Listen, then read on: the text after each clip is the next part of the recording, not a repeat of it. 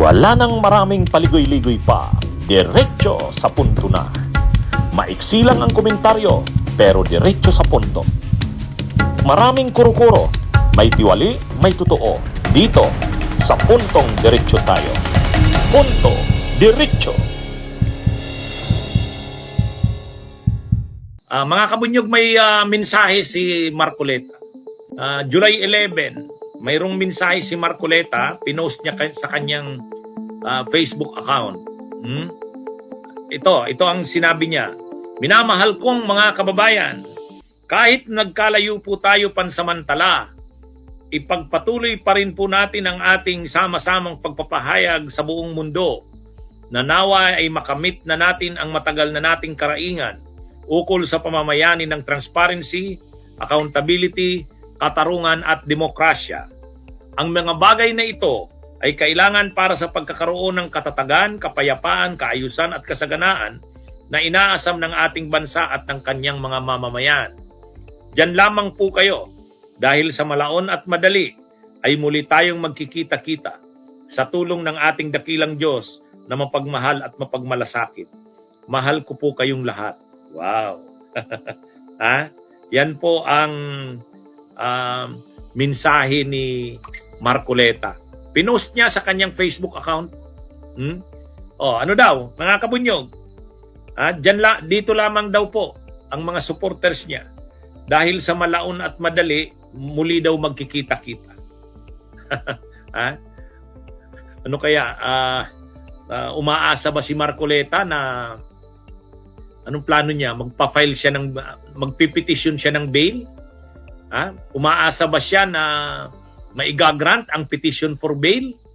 Ang problema kasi sa petition for bail, yung petition niyang makapagpiyansa, pwede, papayagan siyang makapagpiyansa.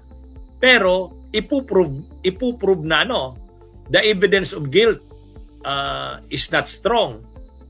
Kasi kung ang evidence of guilt is strong, hindi siya mapagbibigyan na makapagpiyansa. Dapat mahina yung ebidensya. Kasi kung ang ebidensya ay matibay, the evidence of guilt is strong, hindi siya papayagang makapagpiyansa. Parang katulad yan ni Marcoleta ay ni Kibuloy. Si Kibuloy nag-petition for bail sa kasong qualified human trafficking. Kaya lang denied. Bakit denied? Ay matibay yung mga ebidensya at testigo laban sa kanya eh. Kay Kibuloy. Kahit si Duterte, di ba? Si Duterte may ano bang petition yung niya? Interim release. Hindi rin grinant ng ICC. Kasi matibay yung mga ebidensya eh. O ngayon, dito kay Marcoleta, pwede ba siyang mag-petition for bail? Pwede. Right niya naman yun na mag-petition for bail. Pero pag nag-petition for bail siya, ipoprove ng prosecution na matibay ang ebidensya sa kanya. Ang tanong, matibay ba ang ebidensya laban kay Marcoleta? Matibay ba ang ebidensya laban kay Marcoleta? O sige nga, anong sagot nyo? Matibay ba ang mga ebidensya kay Marcoleta? O kasi, kung matibay ang ebidensya sa kanya, kahit mag-petition for bail siya, hindi igagrant yan. Ano yan eh? Papayagan lang siyang makapagpiyansa kapag ang evidence of guilt is not strong. Bakit matibay? Galing mismo kasi sa bibig niya. Yun. Matibay yung ebidensya sa kanya eh. Sana kung yung mga ebidensya na yon ay medyo mahina, ay papayagan siyang makapagpiyansa. Mahina naman ang ebidensya eh. Ang problema kasi galing mismo sa kanya yung ebidensya eh. Halos hindi na nga pagdidiskusyonan yung ebidensya. Sabi, saan ba galing yung mga ebidensya na yon?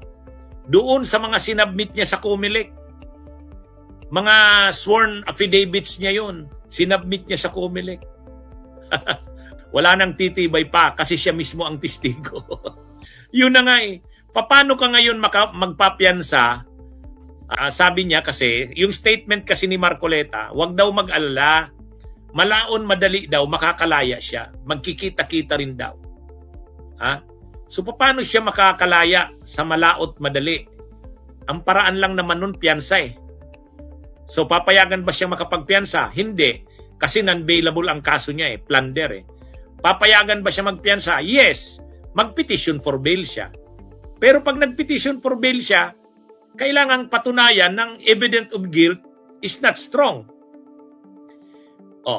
Ay sasabihin niya ng Sandigan Bayan, pwede bang i-present ng prosecution yung mga ebidensya at testigo para makita natin kung matibay ang ebidensya? Sabi ni Ombudsman Boying Rimulya, hindi sila nahirapan sa kaso ni Marcoleta kasi ready ang mga ebidensya di ba? Yun yung problema ni Marcoleta Kahit nga si Salvador Panelo, sabi ni Sal Panelo, ang problema kasi kay Marcoleta, inamin niya dun pa lang, mga ano na yon, lahat nagsasabi na ang problema kay Marcoleta, siya ang nag-provide ng ebidensya sa sarili niya.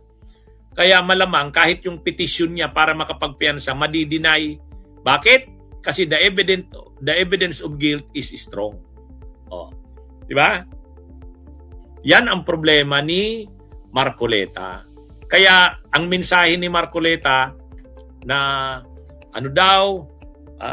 wag daw mag-alala, sa malaot madali ay magkikita-kita uli. Parang iniisip niya makakalaya na siya. Paano naman siya makakalaya? Makakalaya lang siya, dalawang bagay. Makakapagpiyansa siya or matapos na kaagad ang kaso at ma-acquit siya. Yun lang. Yun ang mga pwedeng paglaya niya ang problema, hindi naman madali yung pag-hearing ng kaso na yan. Sa Pilipinas naman, alam naman natin, hindi madali ang hearing ng mga kaso. Yun yung sinasabi nung spokesperson ng Iglesia ni Cristo si Sabala. Sabi ni Edwil Sabala, ang problema kasi kay Senator Marcoleta, no plunder ang kaso niya, non-bailable. Kaya habang dinidinig ang kaso niya, nakakulong siya. Yun ang masaklap doon, di ba? Yan kasi, plunder yan Plunder, mabigat. Ano ito mga kabunyog, mga kababayan? Nalusutan niya yung mag-aanak kaso. Yung sa Comelec, mag-aanak kaso yun Sabi nga ni Salvador Panelo, kung inamin niya na lang yung sa Comelec, ang parusa lang naman nun penalty. Magmumulta lang siya. O di tapos na sana. Wala Ang ginawa niya, nagpalusot siya Nakalusot ba siya? Yes, nakalusot siya sa Comelec. Pero sa ombudsman, mabigat na kaso, plunder. Yan. Yan mga kabunyog, mga kababayan. Yan sa totoo lang. Yan ang problema ni Marcoleta. Anyway, naaawa daw si Amy Marcos dahil magbe-birthday daw si Marcoleta, 73rd birthday sa July 29. At ito yung unang birthday niya sa kulungan. Uy, ang lungkot ko kay Senator Marcoleta, si Manong Dante, dapat hindi nakakulong yun. Magba-birthday pa man din yung tao, no? Magsi-73 siya sa July 29, sa katapusan. Alam ko kaya ang lungkot-lungkot namin. Ang problema, noong ko pa, sinasabi ko na yan isusunod talaga siya. Kahit nag-effort lahat ng kapatid, lahat kami, nagpaulan dyan sa EDSA, walang kapaguran hanggang siliwasan. Naku, tinuloy pa talaga nila, inuubos talaga kami, pambihira. Kahit walang katuturan, kahit hindi maintindihan, ano ba yung mga plunder na yan. Kawawa naman yung aming mga senador, si Senator Jinggoy, isa pa yun. Senator Bato, nasa na siya. Talaga naman, ano ba ang nais nila? May kota ba sa senador? Ganun ba talaga yon bago magsona? Wala tayong magagawa Marami rin namang mga preso na nagbe-birthday sa kulungan The law may be harsh, but that is the law. Ang batas ay pantay-pantay. Mayaman ka man, mahirap, makapangyarihan ka man o hindi. The law applies to all or none at all. Sabi yan ni dating Manila Mayor Alfredo Lim. Okay, mga kabunyog, mga kababayan, magandang araw sa inyong lahat. Mabuhay po tayo.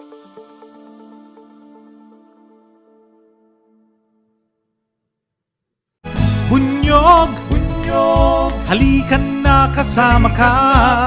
Bunyog, kapag buklod ay may pag-asa. Luzon, Visayas, Mindanao, isa ang pananaw. sa bagong Pilipinas ang bunyog isisigaw. Bunyog